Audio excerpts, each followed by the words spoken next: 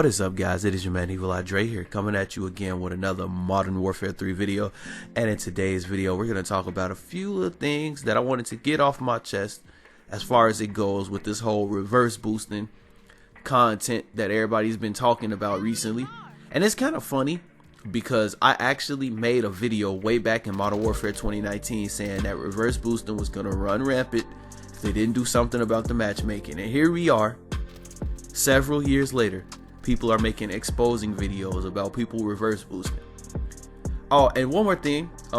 If anybody's tired of hopping on a game and you ain't played it in weeks, months, days, and as soon as you hop on it, you just play the thirstiest people that they can find, I think everybody should check out the modes Escort and the modes Minefield. As in these modes, the matchmaking is particularly lenient. It's kind of like old Call of Duty matchmaking. Is you and one other good player with a team full of basically ass players. Like, I'm talking about straight scrubs. And you'll notice it in this gameplay. The only issue I have with Minefield personally is that it's a TDM based mode. So a lot of times people don't move. If they would have maybe made this mode like a hard point, or like a maybe like a kill confirm type thing or something like that, that would have been a lot better. But hey, it is what it is. But let's get into this whole reverse boosting thing.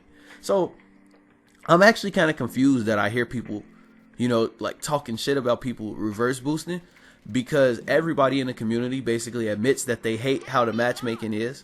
As a guy who actually has jobs, has bills, has a life outside of Call of Duty, it can be very annoying hopping on a game after not playing it for some time, and the first time you hop on it, you're playing kids who haven't stopped playing it. Kids who make it their job to camera you and do all that other shit. Now, while I can actually keep up with that shit, I know a lot of people have a hard time keeping up with that, and I completely get it. I understand. So I don't blame people for reverse boosting, because if we being honest, unpopular take, but I kind of don't see a problem with reverse boosting.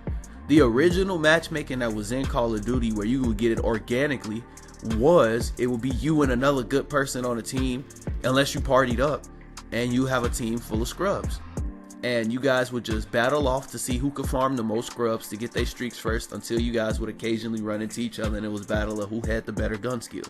That's always been what Call of Duty has been, and I don't know what happened since 2019, but I feel like a lot of people have gotten shit mixed up, where everybody thinks nowadays that it's all about how many times you can jump in a gunfight, all about how many times you can slide across the map, and how sweaty you want your matches to be. But at the end of the day, Call of Duty wouldn't have put a nuke streak in the game if you weren't expected to go off. They wouldn't put streaks in the game if you weren't expected to go off. And let's be real here.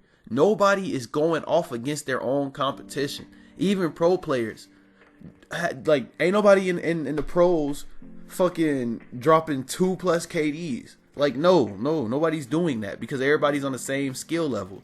So at best, people dropping 1.5s, 1.6s, you know what I'm saying? Maybe the occasional 1.8 against a bad team, but even then, not a 2. People need to realize that Call of Duty is not supposed to be some uber competitive ass game. It's supposed to be an arcade shooter where everybody's supposed to hop on this shit and have fun. If you're a person who don't play Call of Duty, you're supposed to be able to hop on this shit and have a good time. You should not have to hop on this shit and sweat your ass off. But in that same breath, I hear this argument because it's people who do this shit and then act like they're like the best player in the game because they're doing this shit. And when it comes to that, I'll be honest. If you're a person who's actively reverse boosting every game and you're acting like you're raw because of that shit, you deserve the shit talk that people give you. Yes, you are ass for that, because at the end of the day, if you reverse boost, you know what I'm saying, don't get your head geeked up thinking that you're better than you really are. But at the end of the day, if somebody's reverse boosting, that's not harming us. We can't all be complaining about the matchmaking and then be complaining that some people found a way to exploit the shit. I feel like when it comes to the reverse boosting topic, it's either you join up and do the shit yourself, or just turn a blind eye and don't give a fuck about what the next person doing. Because at the end of the day, how is that shit really affecting you? Now, it is content creators out here who come out here with these busted ass class setups, acting like that, you know what I'm saying, they're a god because they played against some shitty players with a shitty setup. We all know that that's cap. But at the end of the day, How is it affecting you? If the shit is not affecting you, you should not care really. Because honestly, who was there caring about us when we sucked ass at Call of Duty? Nobody. You had to get kicked in the mouth and become a better player naturally.